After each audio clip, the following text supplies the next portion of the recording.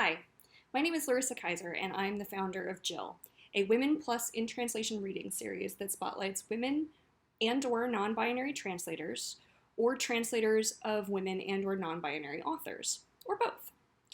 Jill began as a live bi-monthly reading series in New York City in 2019, but it's now gone online, which is actually really exciting because it means that we get to accept submissions from translators who are not only in the New York City area, but also all around the country and in many cases all around the world. Going forward, we will be posting a new video of a translator reading on our YouTube channel every week on Wednesdays. So if you have work that you're interested in sharing, either work in progress or a really polished work, something that's published, something that's unpublished, it's entirely up to you, please get in touch. You can find out more information about the series and how to submit at jillreadingnyc.com, or you can email jillreadingnyc at gmail.com with any questions you might have. So now, please enjoy the reading. Thank you. Hello, and thanks for tuning in. My name is Dmitri. I'm Russian. I translate poetry between English and Russian both ways. Today I'm going to read two poems by Yulya Fridman. Yulya is a physicist, poet, translator, a mother of four, a wildly original thinker, and an all-around amazing person. She lives in Moscow. I live in California. We've been friends for many years, and it's strange even to think that we've only met in person a few times. We even translated 3 poems by Dr. Seuss into Russian together. I would translate a few lines, throw it over to her, she'd correct something, add a few lines, throw it back to me, and so on. A couple of times we got into an argument, but mostly we understood each other so well it went almost seamlessly. The poems I'm going to read will probably sound unusual. Yulya weaves cultural references and personal experiences with a dreamlike logic into a tight web of sounds and images that defies definition. I would hesitate to call it surrealism, but there are some similarities. The poems have no titles. I will read in Russian first and then in English. Я сижу уже 3-й день без вина, шевелю перевернутым котелком головы. Что здесь есть, белизна или голубизна, или шорох сквозь тело растущей травы? Есть и шорох, и белым мерцающий цвет, есть и синие пятна глубокого дня, есть дорога сквозь тело растущей траве, есть пузатый из глины свисток у меня, но они не приходят, воротят носы. Нам не нужен ни шорох, ни глиняный свист, только красную жидкость ты нам поднеси через горлышко криво ползущую вниз. Как ты в озеро входишь, так входим мы вплоть. Выпьем что-нибудь, вспомним и снова всплывем. Архимедову силу легко побороть, если досуха выпить такую водоем. For a 3rd day in a row I've had no wine.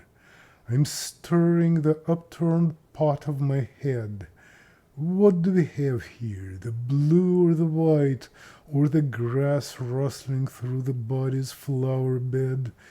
There's a rustle, there's color with a faint white gloss, there are bluish spots of the deep, deep day, there's path through the body for the growing grass, and there's my pot-bellied whistle of clay.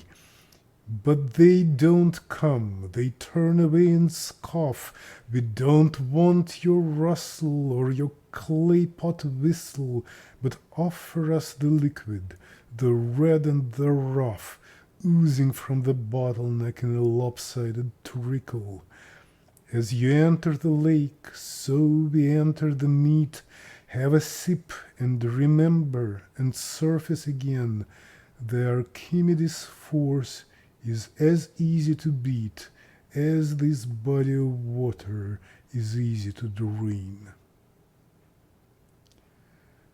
The second poem probably needs a bit of explanation. It references Pushkin's famous ballad, Tale of Oleg the Wise, where the prince dies when he puts his foot on the skull of his dead horse, as it was foretold, and then a snake comes out of the skull and bites him. Говорит змееныш, мне скучно жить, как в мультфильме. Колосятся вокруг меня злаки, и вьется гать сквозь болото. Здесь много болот и таких извилин, змеевидных дорог через топи не сосчитать. Знаешь, говорит змея, раньше змеи были большими, кинопленки раньше были короче змей, были толще в обхвате и след в траве оставляли шире. Видно, предки змей прижимались к земле плотней.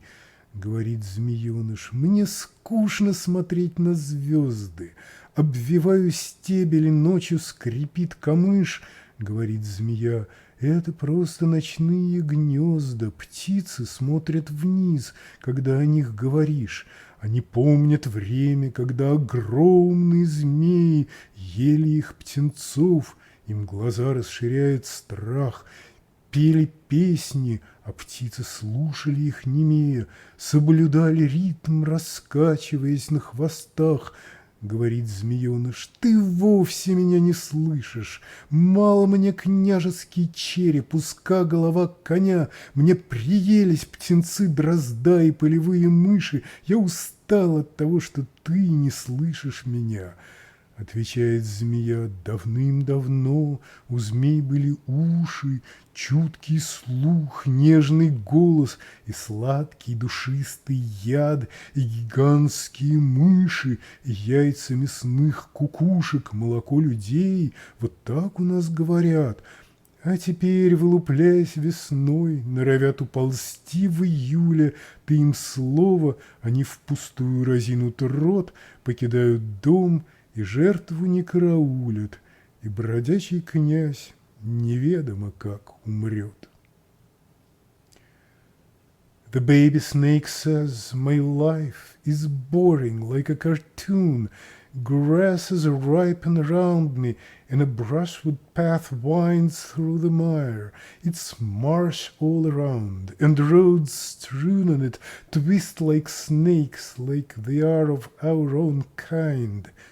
You know, says the snake, in the past, snakes used to be bigger, even longer than film strips, and snakes had considerable girth, and the tracks they left in the grass were thicker, perhaps snake ancestors hugged closer to the earth.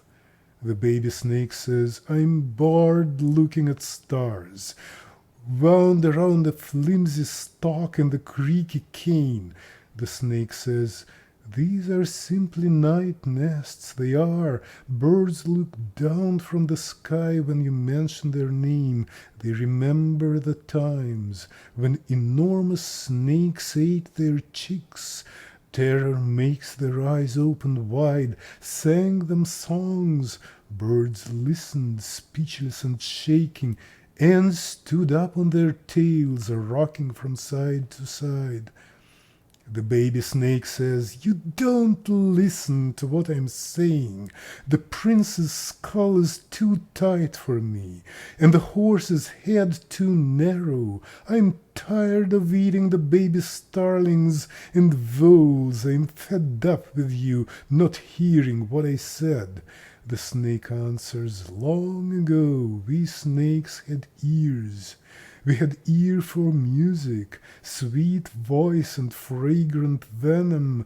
We had enormous mice and eggs of beefy killdeers, and they say we drank the milk of humans. But these days spring hatchlings dispute every word you say. They're mean and cross and leave the nest in July, leave the house empty, never lie in wait for the prey. And there's no telling how the vagabond prince may die. Thank you for listening.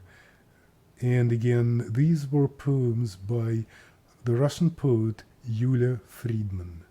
Bye bye.